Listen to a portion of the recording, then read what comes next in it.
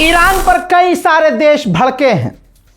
3 देशों का नाम जरूर लेना चाहूंगा और भड़के क्यों हैं समझिए। यूएई पर ईरान ने हमला किया और ईरान ने वजह बताई कि भाई अमेरिका ने जो अग्रेशन दिखाया, और वो अग्रेशन ये था कि स्ट्रेट ऑफ हॉर्मुज में अमेरिका ने घुसपैठ करने की कोशिश की, जिसकी जवाबी कार्रवाई में यूएई पर ईरान ने हमला कर दिया। भारत ने नाराजगी जताई, पहला देश। दूसरा देश सऊदी अरब और तीसरा देश पाकिस्तान। इन 3 देशों ने मेनली यूएई पर जो ईरान ने हमला किया उसकी निंदा की। देखिए, पाकिस्तान को करनी पड़ेगी निंदा, क्योंकि भाई वो मीडिएटर है और अमेरिका का इस्तेमाल उसे करना है और अमेरिका से फायदा उठाना है। सऊदी अरब से और अरब देशों से पाकिस्तान का एग्रीमेंट है, डिफेंस एग्रीमेंट। भारत मोदी सरकार को यूएई से, सऊदी अरब से, अरब देशों से तेल लेना है। इस वजह से ईरान कुछ भी करेगा, ईरान के खिलाफ भारत, पाकिस्तान और अरब देशों को बोलना ही पड़ेगा। साउथ कोरिया के जहाज पर हमला हुआ था, पिछली रिपोर्ट में मैंने बताया था, जिसका बहाना लगाकर डोनाल्ड ट्रंप ने कहा कि भैया साउथ कोरिया के जहाज पर हमला कर दिया है ईरान ने, तो साउथ कोरिया को अपनी नेवी भेजनी चाहिए। तो साउथ कोरिया अब सोच रहा है कि हम स्ट्रेट ऑफ हॉर्मुज में अमेरिका के कहने पर अपनी नेवी भेज ही दें। जंग का माहौल पूरी तरह से बना हुआ है, हालात बहुत खराब हैं।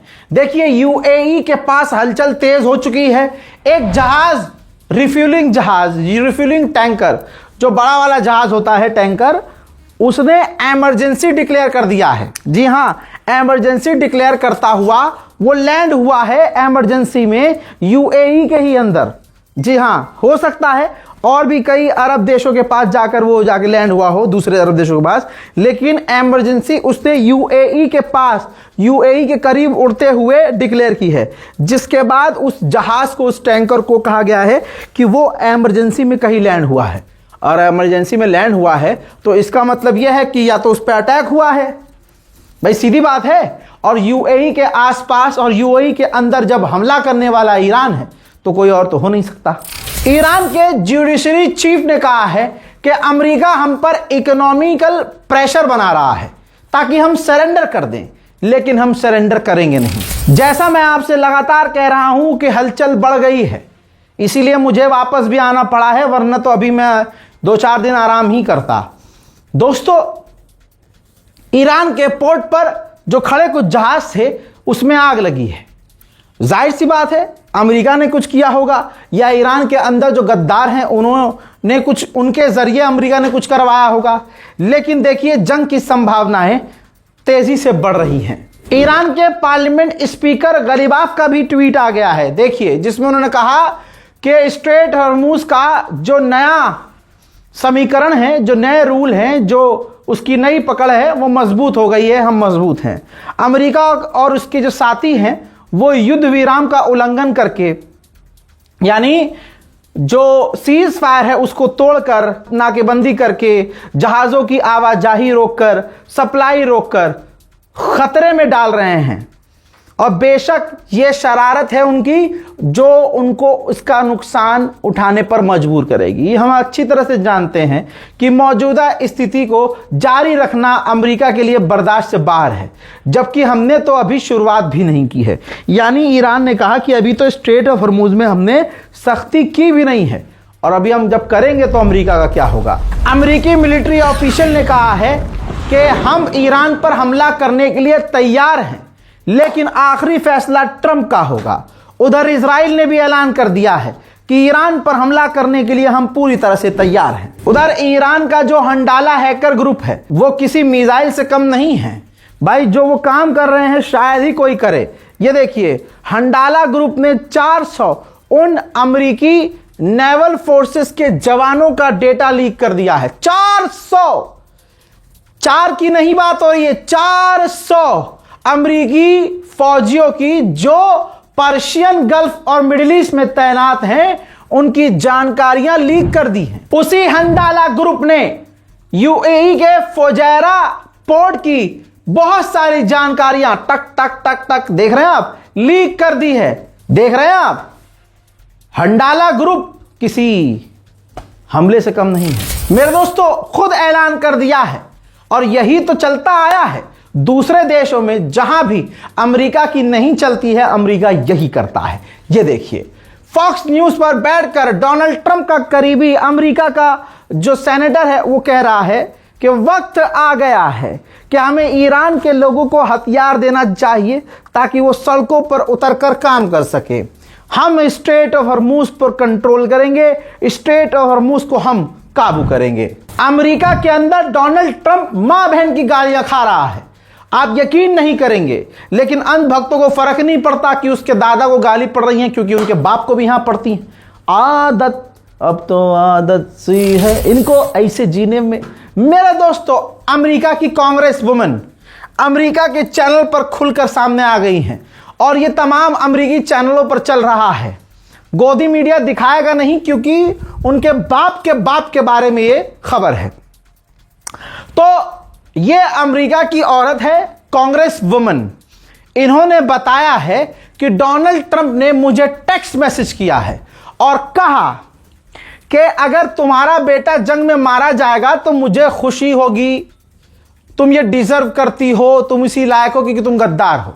यानी अगर कोई अमेरिकी नेता ट्रंप का साथ नहीं दे रहा है, ट्रंप की हां में हां नहीं मिला रहा है, तो डोनाल्ड ट्रंप अपनी हैवानियत उन्हें भी दिखा रहा है। पूर्व राष्ट्रपति बराक ओबामा ने कहा कि जब मैं राष्ट्रपति था तो नेतन्याहू ने मुझ पर भी दबाव बनाया था कि मैं ईरान पर हमला कर दूं, लेकिन मैंने ऐसा नहीं किया। वो काम नेतन्याहू ने ट्रंप से करवा लिया।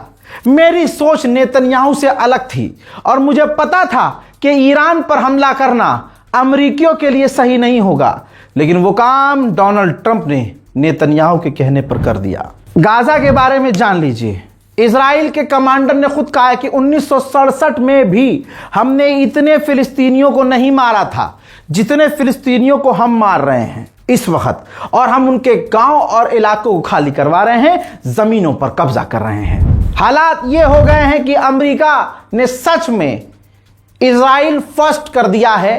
अमेरिकियों के लिए अब अमेरिका फर्स्ट नहीं है।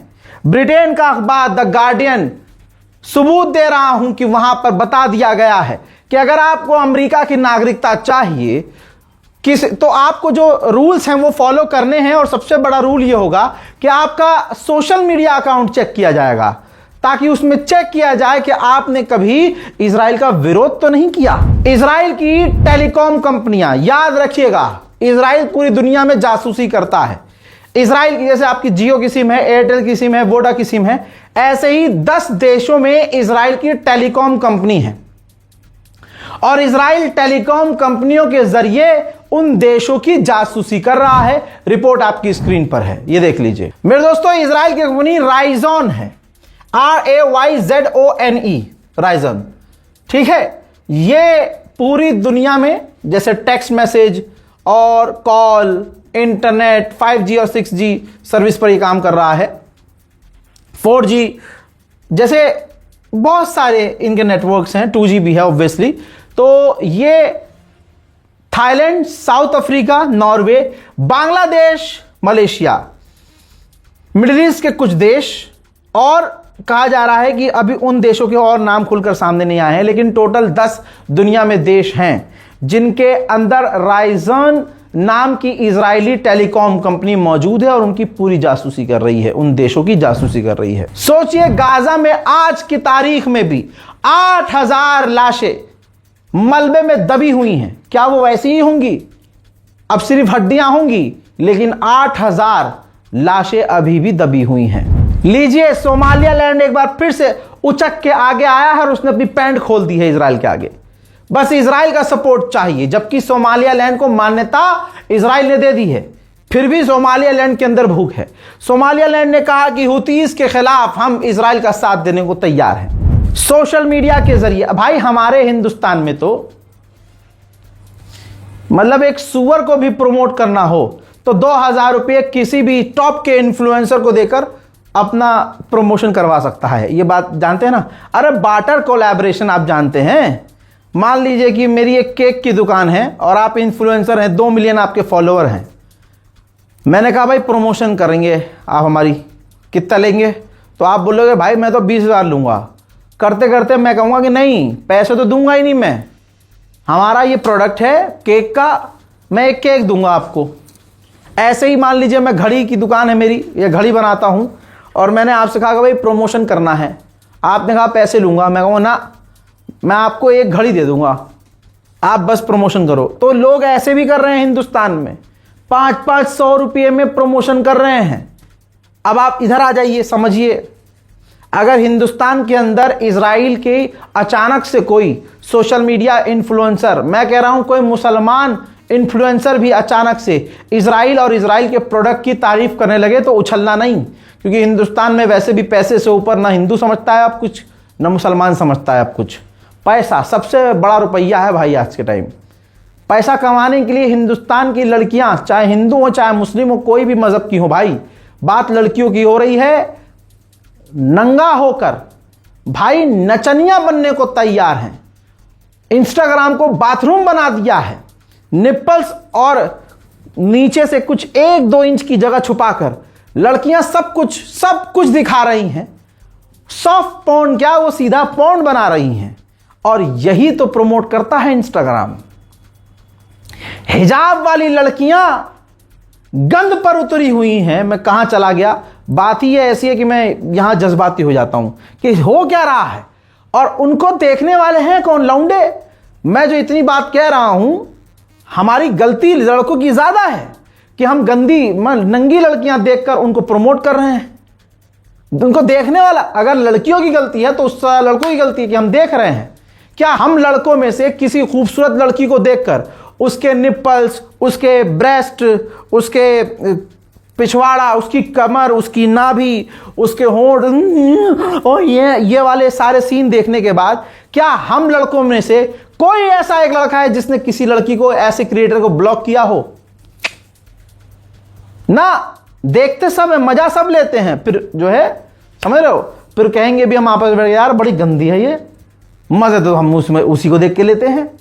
ठीक, बहरहाल ये तो सोशल मीडिया की बात थी। बात आते हैं खर्चे पर कि प्रमोशन आप देखिए हिंदुस्तान में किसी भी चीज का प्रमोशन हो सकता है, और इमेज पूरी दुनिया में इजराइल की खराब है।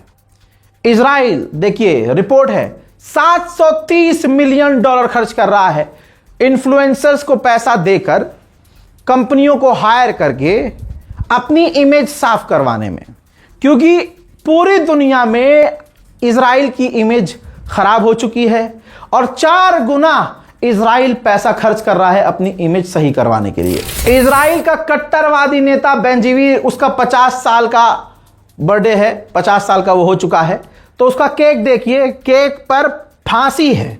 जो फिलिस्तीनियों को फांसी देने का कानून अब पारित हुआ है, तो आप देखिए फांसी का केक है, केक पर फांसी बनी हुई है। इसी तरह से ये दूसरा एक फोटो देखिए जिसके अंदर देखिए फोटो लगी हुई है, 50 साल का हो गया, ऊपर फांसी का एक आइकन है, नीचे हथियारों का, बंदूक का आइकन लगा हुआ है, बंदूक। ये इजराइल है, ये है यहूदियों की सच्चाई, समझो।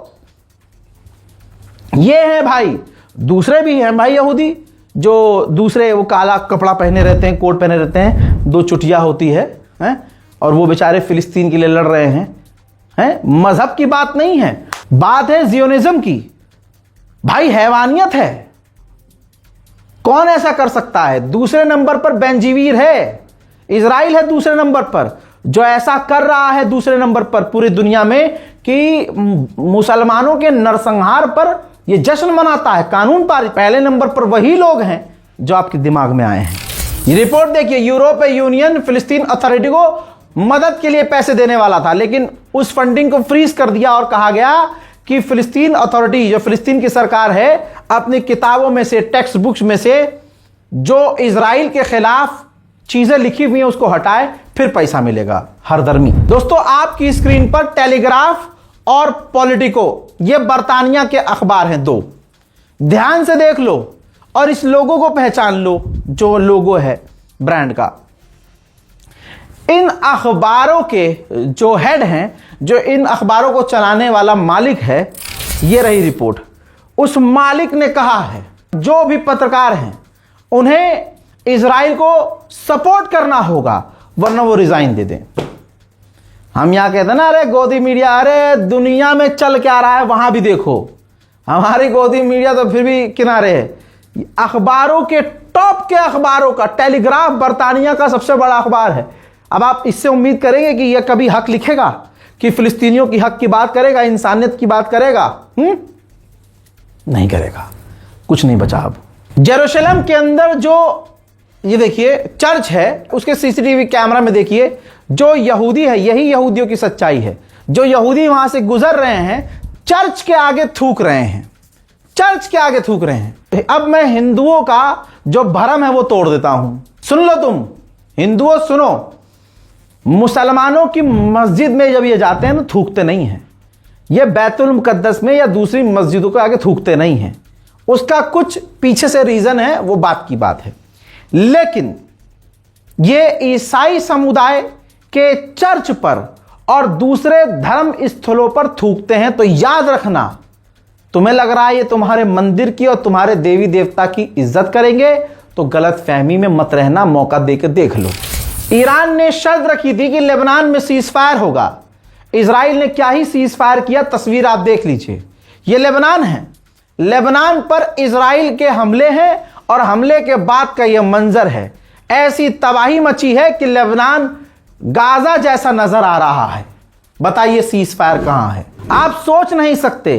अरबों का हिजड़ापन देखिए, यह है हिजड़ापन। इजराइल के फौजी लेबनान में लेबनीज लोगों के घरों में घुसकर लड़कियों के, महिलाओं के कपड़े पहने हुए हैं और फिर कह रहे हैं कि इसमें से अरबों की बदबू आ रही है। मजाक उड़ा रहे हैं अरबों का।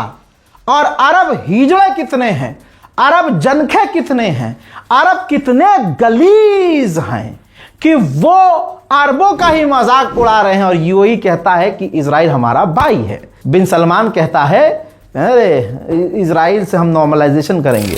ये रिपोर्ट देख लीजिए। लेबनान के अंदर गाजा मॉडल अप्लाई कर रहा है इजराइल। लेबनान के अंदर वो सिर्फ हमला ही नहीं कर रहा है, पूरे इलाके का सफाया कर रहा है, मिटा रहा है लेबनान को। मेरे दोस्तों, इस रिपोर्ट को शेयर कीजिएगा। इसके अंदर फिलिस्तीन, ईरान, लेबनान, गाजा, तमाम मैंने मिडिल ईस्ट में जो वो खबरें हैं जो अभी तक दब रही थी उनको मैंने कवर किया है। इस रिपोर्ट को शेयर कीजिए, चैनल को सब्सक्राइब कीजिए, दुआओं में याद रखिए। जय हिंद।